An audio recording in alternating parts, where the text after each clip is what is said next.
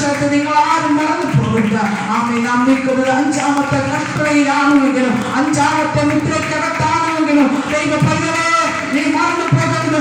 നാമേ hallelujah, ഒരു മഹാപുത്രത്തിന്റെ ആമേ hallelujah അതിന്റെ ആമേ കഷ്ടത്തിൽ കൂടി നാം ആയിരിക്കുകയാണ്. അപ്പോൾ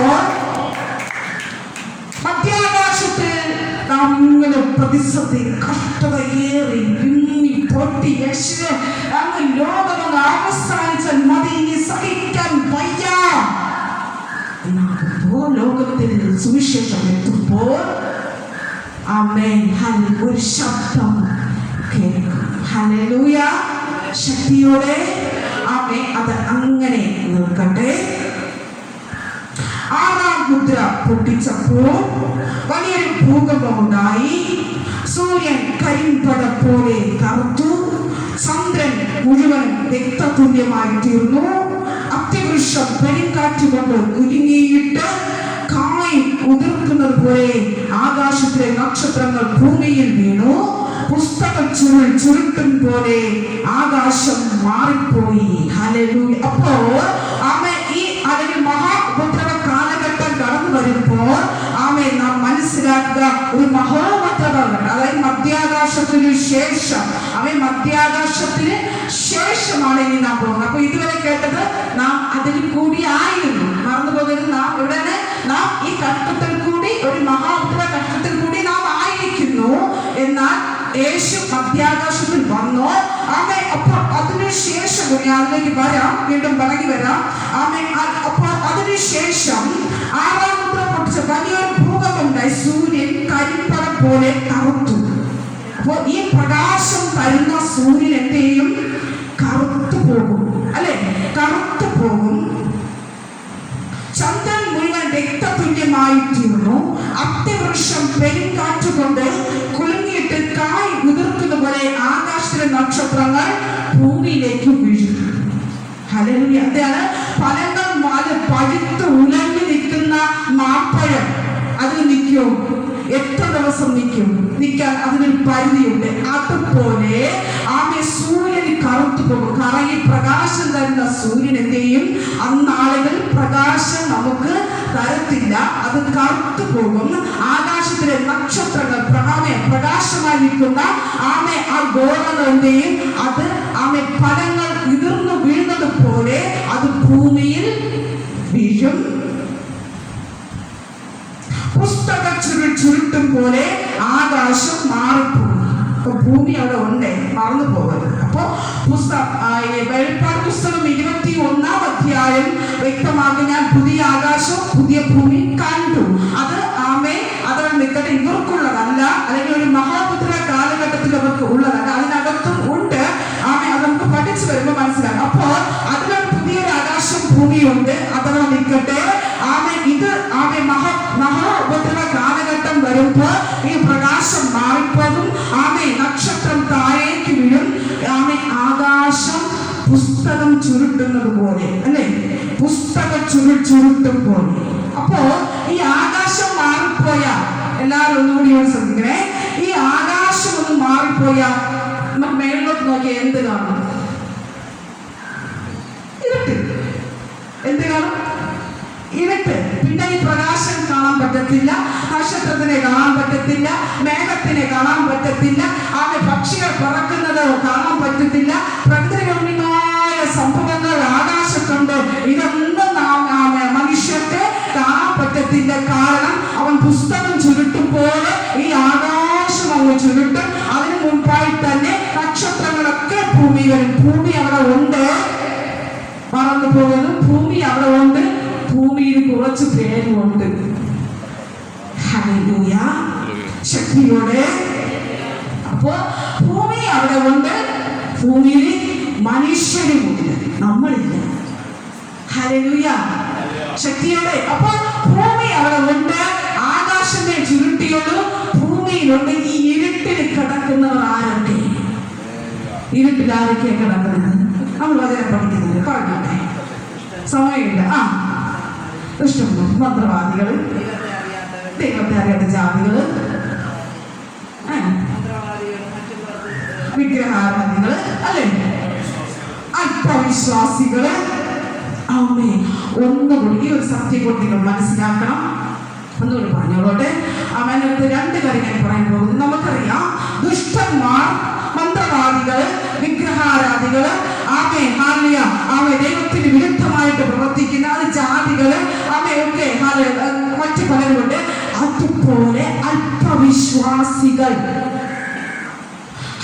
അല്പവിശ്വാസി, ഞാൻ ദൈവത്തെ ആരാധിക്കുന്നു, എനിക്ക് മറ്റൊന്നും കൂടി വേണം, എനിക്ക് ദേഷ്യവും വേണം, എനിക്ക് മറ്റാളും കൂടി വേണമെന്ന് പറയുന്നവർ, മറ്റൊരു ഭാഗത്ത് ഞാൻ ഇപ്പോൾ ഇന്ന് സ്നാനപ്പെടേണ്ട, എനിക്ക് കുറച്ചുകൂടി സമയം ഉണ്ട് എന്ന് പറഞ്ഞിരിക്കുന്നവർ.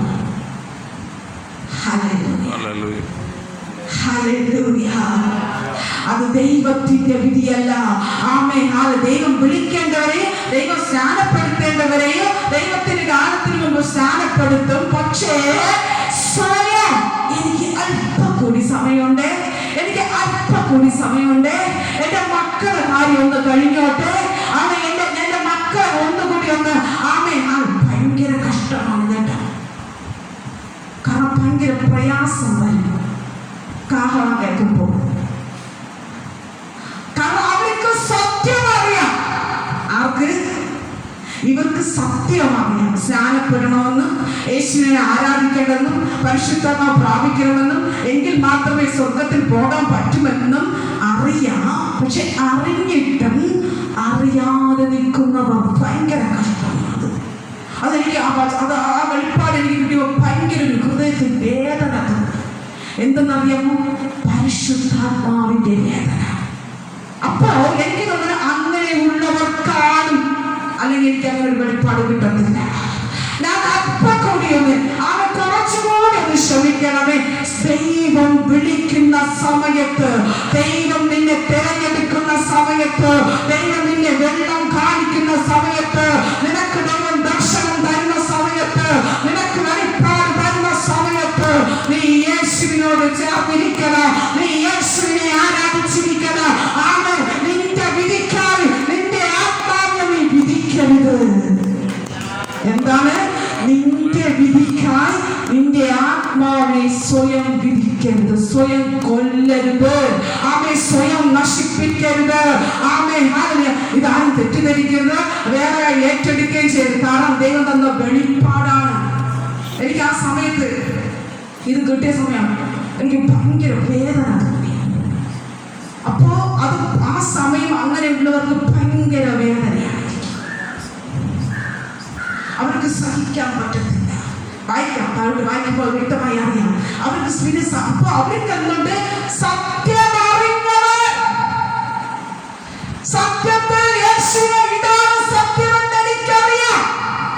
അങ്ങനെയുള്ളവർ മധ്യാകാശത്തിൽ കാഹളം കേൾക്കുമ്പോൾ, ഇവർക്ക് ഇവിടെ കഷ്ടത വരുമ്പോൾ ഈ കഷ്ടത്തിനെ പിടിച്ചിരിക്കാൻ പറ്റുന്നത്. അപ്പൊ ഈ സത്യം അറിഞ്ഞവർ ഈ കഷ്ടത്തിൽ എങ്ങനെ കിടക്കും? അപ്പോൾ അവർക്ക് ഈ വേദന സഹിക്കാൻ അവർ നിലവിളിക്കും, ഈ പാറകളുണ്ട് എന്റെ മേൽ വരട്ടെ, ഈ മലകളുടെ എന്റെ മേൽ വീഴട്ടെ.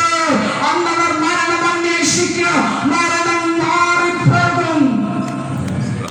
ഏറ്റവും കൂടുതൽ മറ്റുള്ളവരുടെ ദൈവത്തെ അപ്പോഴും പൊറുക്കും. ജാതികൾ, മന്ത്രവാദികൾ, ശുദ്രക്കാർ, വിഗ്രഹാരാധികൾ, പാപം ചെയ്തവർ, അല്പവിശ്വാസികൾ, രണ്ടും തേടുന്നവർ, ഇവരെല്ലാം യേശുവിനെ അപ്പോഴും കുറ്റം വിധിച്ചുകൊണ്ടേയിരിക്കും. അവനെ ചൊല്ലി പുറത്തുകൊണ്ടേയിരിക്കും. സത്യവിശ്വാസികൾ, മണവാട്ടികൾ, ഉന്നമേ എഴുന്നേറ്റവരെ അവർ പുറക്കും. അത് അതിനകത്തിലുണ്ട് കേട്ടോ, വായിക്കണം. അപ്പോൾ അവർ പുറക്കും. പക്ഷേ ഏറ്റവും കൂടുതൽ വേദനിക്കുന്നവർ, സത്യം അറിഞ്ഞവർ അന്നാഴികയിൽ കാണും. എന്റെ മക്കളെ കാര്യം കഴിയുന്നുണ്ട്, എനിക്ക് കുറച്ചുകൂടി സമയമുണ്ട്, എനിക്ക് അല്പം കൂടി സമയമുണ്ട്. സ്വയം തിരഞ്ഞെടുക്കുകയാ. സ്വന്തം സമയത്ത് ദൈവത്തിന്റെ വിളിയുടെ പിന്നെ ദൈവത്തിന്റെ വിളിക്കൊത്തവണ്ണം ആ സമയത്ത് വന്നില്ല എങ്കിൽ പിന്നെ അവർക്ക് ഒരു നാളും സമയം കിട്ടത്തില്ല. ഇതിനെയെല്ലാം ഭേദിച്ച്, ഈ ശക്തികളെല്ലാം ഭേദിച്ചാണ് ഇവൻ എന്തിനെ ആകർഷിക്കുന്നത്? നീ സ്നാനപ്പെടും, നീ ആത്മാവിൽ ആരാധിക്കും, നീ വിഗ്രഹത്തെ വിടും, നീ ഇതിലേക്ക് വാ എന്ന് ആകർഷിക്കുന്നത്. അപ്പോ ഇതെന്റെ ശക്തികളും കണക്ക്. അപ്പൊ വരാത്തവർ ചിലർക്ക് ദൈവം സമയം വെച്ചിരിക്കും. അപ്പൊ വരാത്തവർ പിന്നെ ഒരിക്കൽ, കേൾക്കാത്തവർ പിന്നെ ഒരിക്കലും ആ രക്ഷയിൽ വരാൻ ഭയങ്കരമാണ്. സമയം കഴിഞ്ഞു പോയി. അപ്പോ പിന്നെ ഉള്ളവരാരാണ്? അതിനകത്തും യഥാർത്ഥ സത്യം അറിയുന്നവർ. Hallelujah, hallelujah. എന്റെ മക്കളെ കാര്യം നോക്കി, മറ്റു കാര്യങ്ങൾ നോക്കി, എനിക്ക് കുറച്ചുകൂടി എന്റെ ബുദ്ധിമുട്ടുകൾ തീരാനുണ്ട്, എനിക്ക് കുറച്ചുകൂടി സാമ്പത്തിക ശേഷി വരാനുണ്ട്, എനിക്ക് ഒരുപാട് മറ്റു കാര്യങ്ങൾ ചെയ്തു തീർക്കാനുണ്ട് എന്ന് പറഞ്ഞിരിക്കുന്നവർ, എന്നാൽ അവർക്ക് സത്യവും അറിയാം. അങ്ങനെ സത്യം അറിഞ്ഞവർ ഈ മഹാകഷ്ടത്തിലേക്ക് വീഴുന്നു. ഹല്ലേലൂയ. അടുത്ത പോയിന്റ്, രണ്ടാമത്തെ പോയിന്റ് ദൈവം തന്നതാ.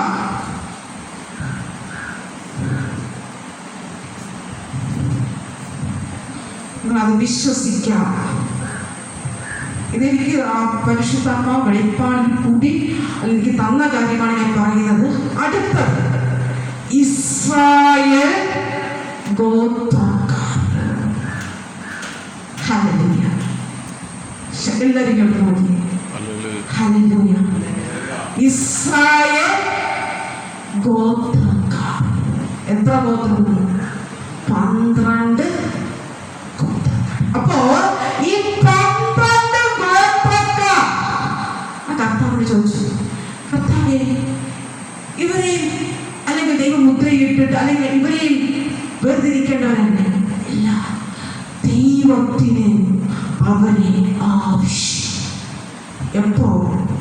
മഹാകഷ്ടത്തിൽ.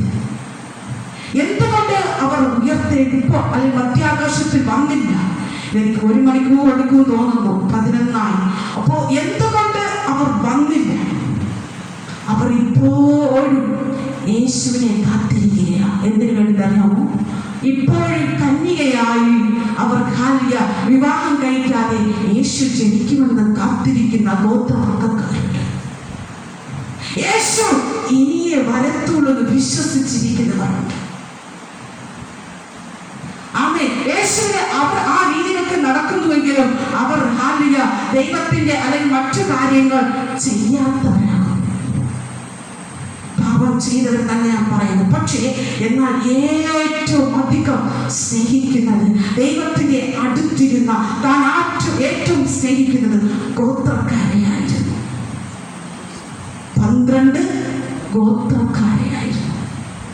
അത് വിട്ടാണ് അവർക്ക് വേണ്ട എന്ന് പറഞ്ഞ ഭാഗ്യം നമുക്ക് തന്നു. ഹല്ലേലൂയ. അവരുടെ ഭാഗ്യം നമുക്ക് തന്നു. അവരെ നമ്മൾ തമ്മിൽ നോക്കുമ്പോൾ ഭയങ്കര അന്തരംഗമുണ്ട്. സാമ്പത്തികമായാലും ഉയർച്ച, വളർച്ച, ദേശം, നമ്മുടെ ദേശം, നമ്മുടെ ചെറിയ ഗ്രാമത്തിൽ അല്ലെ, അവരുടെ ദേശം അങ്ങനെയല്ല. അവരുടെ ഈ സാമ്പത്തിക മകൾ ഈ ലോകത്തെ നശിപ്പിക്കുന്ന യന്ത്രങ്ങൾ, ബുദ്ധി, വർദ്ധനവ്, സമ്പത്ത്, സൗന്ദര്യം, അതിന് അല്പം അത് ദൈവത്തിന് അതുപോലെയാണ്. അതിനകത്ത് എപ്പോ ദൈവം ശോഭം തരുന്നത് അതുപോലെ അല്ല, നമുക്കത് വർണ്ണിക്കാൻ കഴിയില്ല. അപ്പൊ സൗന്ദര്യം വളരെ പ്രാധാന്യമാണ് അല്ലെ. അപ്പോ അതൊക്കെ അവർ വേണ്ടാന്ന് അവർക്ക് കൊടുത്തതിനെ വേണ്ടാത്തത് കൊണ്ട് നമുക്കത് തന്നു. പക്ഷെ നമ്മൾ അതെങ്ങനെയാണ് നേടിയെടുത്തത്? കഷ്ടതയിലൂടെ. പക്ഷെ നമ്മൾ എങ്ങനെ നേടിയെടുത്തത്? വേദനയിലൂടെ, യുദ്ധം ചെയ്ത് അല്ലെ. എന്തേത്? യുദ്ധം ചെയ്ത് നമ്മൾ ആ നിലയെങ്കിൽ വെള്ളയാക്കി നമ്മൾ അത് പ്രാപിച്ചു. ഹല്ലേലൂയ. എന്നാൽ അവരെ ദൈവം അവൻ രണ്ടാമത്തതിലേക്ക് മുദ്രയിട്ടിരിക്കുന്നത്. ഹല്ലേലൂയ. ശക്തിയോടെ. അപ്പോൾ മധ്യാകാശത്തിൽ അവൻ യേശു നാമം കേൾക്കുമ്പോൾ മറന്നു പോകരുത്. ഹല്ലേലൂയ. ആരൊക്കെയാണ് ഇട്ടേച്ചു പോകുന്നത്? അവർ കുറച്ചുകൂടി ദൈവത്തിനാകാൻ അവർ കുറച്ചുകൂടി അവർക്കൊന്ന് മനസ്സിലാക്കും. എപ്പോൾ യേശു മധ്യാകാശത്തിൽ വരുമ്പോൾ അവർ ഉയർത്തെഴുന്നേൽക്കാതിരിക്കുമ്പോൾ ഈ താഴെ നിൽക്കുന്നവർ, ഞാൻ പറഞ്ഞ പോലെ വിശ്വാസമുള്ളവരെ, പക്ഷെ സത്യം അറിഞ്ഞവരെ, അവർക്ക് മനസ്സിലാവും അപ്പോൾ യേശു ആണ് വന്നതെന്ന്, അല്ലേ? അതുപോലെ ഈ ഗോത്രക്കാരെ മനസ്സിലാക്കും. ഹല്ലേലൂയ. അപ്പോഴാണ് എല്ലാവരും ഇങ്ങനെ വായി തുറന്നു നിൽക്കും. ദൈവം വിളിക്കുന്നവർ മധ്യാകാശത്തിലേക്ക് പോകും. നമുക്ക് പോകാം. യോഹന്നാൻ സുവിശേഷം, അല്ല, മത്തായിയുടെ സുവിശേഷം 24-ാം അധ്യായം അതിന്റെ 29 ഇങ്ങനെ വായിക്കുന്നു.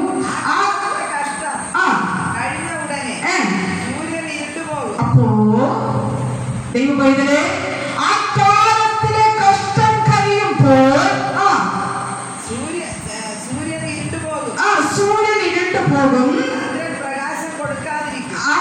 ചന്ദ്രന്റെ പ്രകാശം അന്ന് ഈ ഭൂമിയിൽ കിടക്കുന്നവർക്ക് കിട്ടത്തില്ല. ആ നക്ഷത്രങ്ങൾ ആകാശത്ത് നിന്ന് വീഴും. ആകാശത്തിലെ ശക്തികളെല്ലാം അവന്റെ ബലം, ദൈവം വച്ചിരിക്കുന്ന ആകാശത്തിലെ സകല ബലവും ഇളകിപ്പോകും. ഹല്ലേലൂയ. ആമേൻ. ഒന്നുകൂടി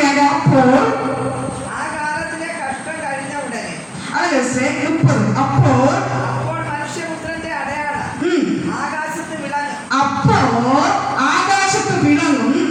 അന്ന് ഭൂമിയിലെ സകല ഗോത്രങ്ങളും പ്രലാപിച്ചുകൊണ്ട് മനുഷ്യപുത്രൻ ആകാശത്തിലെ മേഘങ്ങളിൽ മഹാശക്തിയോടും തേജസ്സോടും കൂടെ വരുന്നത് കാണും. അപ്പോ ആര് കാണും? നിങ്ങൾ മറക്കരുത്, ഞാൻ പറഞ്ഞ ഗോത്രക്കാർ. അത് ആരും അംഗീകരിച്ച് തരത്തില്ല ചിലർ. അപ്പോ ആരൊക്കെ കാണും? ഗോത്രക്കാർ. അപ്പോൾ മനുഷ്യപുത്രന്റെ അടയാളം ആകാശത്ത് വിളങ്ങും. അന്ന് ഭൂമിയിലെ സകല ഗോത്രങ്ങളും പ്രഭാവിപ്പിച്ചും കൊണ്ട് മനുഷ്യപുത്രൻ ആകാശത്തിലെ മേഘങ്ങളിൽ മേൽ മഹാശക്തിയോടും തേജസ്സും കൂടെ വരുന്നത് കാണും. അപ്പൊ ഗോത്രക്കാർ കാണുമോ ഇല്ലേ? ഗോത്രക്കാർ കാണുമോ ഇല്ലേ? എല്ലാവരും. അപ്പൊ ഗോത്രക്കാർ കാരണം യുദ്ധത്തിന് അവരെ ആവശ്യമുണ്ട്. അവസാന യുദ്ധം നടക്കും, അല്ലേ? ഗോഗും മാഗോഗും യുദ്ധം നടക്കും, അല്ലെ? ആ യുദ്ധത്തിന്റെ അതിനുശേഷം ഏലിയാവും മോശയും വരും. അതിന് മുൻപ് ദൈവവചനം പറയാം, ലാസ്റ്റ് ദൈവവചനം പറയാം. അപ്പൊ പിന്നെ ആരാണുള്ളത്? ഗോത്രക്കാർ. ഇവർ നോക്കി നിൽക്കെ, നിങ്ങൾ അത് വ്യക്തമായിട്ട് നിങ്ങൾ വീട്ടിൽ നിന്ന് വായിക്കുമ്പോൾ അതിന് മനസ്സിലാവുന്ന അർത്ഥം. അപ്പൊ ഇവർ നോക്കി നിൽക്കെ മധ്യാകാശത്തിൽ വരും. ഹല്ലേലൂയ. അപ്പോ 24-ന്റെ 39 അല്ലെ 40 വായിച്ചാട്ടെ. അന്ന് 2 പേർ വയലിലിരിക്കും. ഒരുത്തനെ കൈക്കൊള്ളും, മറ്റവനെ ഉപേക്ഷിക്കും. മനസ്സിലായോ? 2 പേർ ജോലി ചെയ്തുകൊണ്ട് നിൽക്കും. ഒരുത്തനെ അങ്ങ് മേലോട്ട് മധ്യാകാശ താവളം കേൾക്കുമ്പോ അങ്ങ് എടുക്കും, മറ്റവനെ ഉപേക്ഷിക്കും. അതെന്തുകൊണ്ട്? ഒരുത്തൻ ദൈവം വേല ചെയ്യുന്നു എങ്കിലും അവൻ ദൈവത്തെ അറിഞ്ഞ് പരിശുദ്ധത പ്രാപിച്ച് യേശുവിന്റെ രക്തവും ശരീരവും ഭക്ഷിച്ച് ആത്മാവിൽ ആരാധിച്ച് വചനം കേട്ട് അവൻ നിത്യതയ്ക്ക് വേണ്ടി ഒരുങ്ങിടുന്നവനായിരുന്നു. മറ്റവന് അങ്ങനെയുള്ളവനല്ല. അവൻ വേർപാട് പ്രാപിച്ചവനല്ല. അവൻ രക്തവും ശരീരവും കുടിക്കുന്നവനല്ല. പരിശുദ്ധങ്ങൾ പ്രാപിക്കുന്നവനല്ല. അതുകൊണ്ട് അവനെ കൊണ്ടുപോയില്ല. അവൻ ജീവനോടെ ഈ ഭൂമിയിൽ നിൽക്കും. ഏത് ഭൂമിയിൽ? ഇരുട്ട് നിറഞ്ഞ ഭൂമിയിൽ. പ്രകാശമില്ല. പിന്നെ ഈ ഭൂമിയിൽ പ്രകാശമില്ല. പിന്നെ ഈ ഭൂമിയിൽ യേശു കാഹളം കേട്ട് കഴിഞ്ഞാൽ പിന്നെ ഈ ഭൂമിയിൽ പ്രകാശമില്ല. പ്രകാശത്തിന്റെ ശക്തി പ്രാർത്ഥനക്കാര്, ദേശത്ത് പ്രകാശം പരത്തുന്നവര്, പ്രകാശം പരത്തുന്നവര് ദൈവം മേലോട്ട് കാഹളത്തിൽ അങ്ങ് എടുക്കും. മരിച്ചില്ല എങ്കിലും, നീ അപ്പോൾ മരിച്ചില്ല, പക്ഷെ നീ ഉപജീവനത്തിൽ പൊയ്ക്കൊണ്ടിരിക്കുകയായിരിക്കും. പക്ഷെ ഈ കാഹളം കേൾക്കുമ്പോ മറ്റവൻ നിൽക്കും, നീ അങ്ങ് പോവും. അടുത്ത വായിച്ചാണ് സിസ്റ്റർ. രണ്ടുപേർ ഒരു തിരിക്കല്ലിൽ പൊടിച്ചുകൊണ്ടിരിക്കും. രണ്ടുപേരും തിരിക്കല്ലിൽ പൊടിച്ചു അവരും വേല ചെയ്തുകൊണ്ടിരിക്കുക. എന്തോ ആവശ്യത്തിന്